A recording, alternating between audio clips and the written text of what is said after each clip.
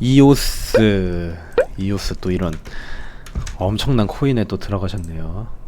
자, 이오스 한번 봐드리겠습니다. 잠시만요. 3기도 5명인가요? 한 10명 정도 모집할 생각이 있습니다. 우선은 이오스가 정말 죽음의 코인이죠. 이오스 답이 없는 코인이에요. 자, 이오스가 왜 답이 없냐고 말씀을 드리냐면요, 거래량 때문에 그렇습니다. 거래량.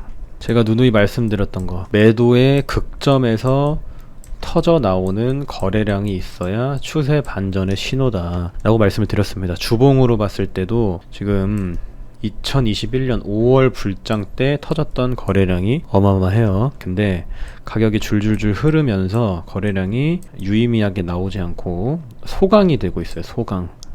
이 점은 어떤 걸 얘기하냐면 개인 투자자들이 모조리 손절하고 나가고 있다는 얘기가 되겠습니다. 가격이 이렇게 크게 떨어질 때마다 보시면 거래량이 상승했던 거래량을 넘지를 못해요. 보이시죠? 하락을 하는 거래량이 상승을 했던 거래량을 넘지를 못하고 있다 라는 얘기는 상승 동력이 굉장히 약화가 된 상황이다 라고 생각을 해주시면 됩니다. 그리고 이미 전저점을 다 깨고 내려왔기 때문에 올라와도 리테스트 받고 다시 하방으로 갈 확률이 아주 높습니다. 그러니까 우리가 종목을 볼 때 올라가는 종목은 상승의 눌림목이 있고 내려가는 종목은 하락의 눌림목이 부여가 되잖아요. 지금은 하락의 눌림목만 나오고 있는 엄청난 종목이다 라고 보시면 되겠습니다. 애증의 이오스, 저는 이오스 좋게는 안 봅니다. 솔직히. 웨이브 보겠습니다. 웨이브 한방 좀 나와줄 수 있겠네요. 한방 나와줄 수 있는 코인, 이렇게 수렴 과정에 놓여져 있는 코인이라고 생각이 드는데, 일단 모양은 디센딩이기도 해요. 디센딩은 보통 이렇게 삼각 수렴을 점점 고점을 낮추는 형태로 그렸다가 하방으로 터지게 되는 그런 일종의 기술적 분석 패턴인데, 저점에서 나타나는 디센딩 트라이앵글은 오히려 추세 반전을 의미할 때가 많습니다. 고점에서 디센딩이 이렇게 나온다면 이거는 하방으로 향할 가능성이 높은 패턴인데, 반대로 이렇게 저점에서 디센딩이 나온다는 건 고점이 쭉쭉쭉 낮아지고 저점이 일정하게 유지가 되면서 위로 쳐줄 가능성이 있어요. 하방 지지가 견고하게 확인이 되는데 올라올 때마다 누군가 찍어 누르긴 하나 다시 받쳐주는 세력이 있다. 특히 바닥권에서는 그렇게 분석을 반대로 해볼 수가 있기 때문에 상방으로 조금 쏴줄 가능성도 있는 종목이기는 합니다. 일단 분봉으로 좀 쪼개보도록 하겠습니다. 잠시만요. 이거는 마켓메이커, 세력이 나갔다고 보기는 어려운 종목이에요. 거래량이 쫙 들어왔다가 떨어질 때 그렇게 특이한 거래량, 특이점은 발견이 되지 않는 종목, 다시 올렸다가 또 떨어질 때는 특이점 발견되지 않고요. 또 바닥에서도 한번 매집을 해주죠. 전 언덕배기 매물 소화하려고. 이런 과정은 어떤 걸 뜻하냐면 이 매물대를 넘기려고 다시 수렴 과정에 들어갔다고 판단을 해볼 수가 있습니다. 웨이브는 살짝 도박픽 같은 느낌이에요. 도박픽. 웨이브 거래량 추이로 봐서는 지금 역대급 거래량이 터져주면서 유의미한 어떤 하방 지지를 나타내주고 있는 종목이기는 합니다. 그러니까 이렇게 크게 올렸을 때보다 오히려 거래량이 더 들어왔어요. 이런 종목은 우리가 상세하게 바라볼 필요가 있겠죠. 혹시 1억 챌린지 할 때 시드 50%씩 매매하셨나요? 라고 하셨는데, 저는 10%씩 했습니다. 10%씩 할 때도 있고 뭐 20%씩 할 때도 있고, 제가 보고 있는 자리가 명확할수록 좀 더 많은 비중을 넣었고요. 매번 다르긴 한데 웬만해서는 50%를 좀 안 넘어가게 매매를 하려고 노력은 했습니다. 자, 그 다음에 시바이누 말씀하셨습니다. 시바이누 일봉으로 볼게요. 더 이상 빠질 구간은 좀 없어 보이긴 하네요. 시바이누. 일단 비트코인과 방향성을 굉장히 공유를 하는 종목 같아 보이긴 하고요. 이미 유의미한 바닥 구간이 잡혀 있는 종목이라 손익비는 나쁘지 않은 종목이기는 합니다. 그리고 이렇게 수렴을 그려줬던 이 매물대 구간을 넘어서 주기는 힘들 거라고 생각을 하고요.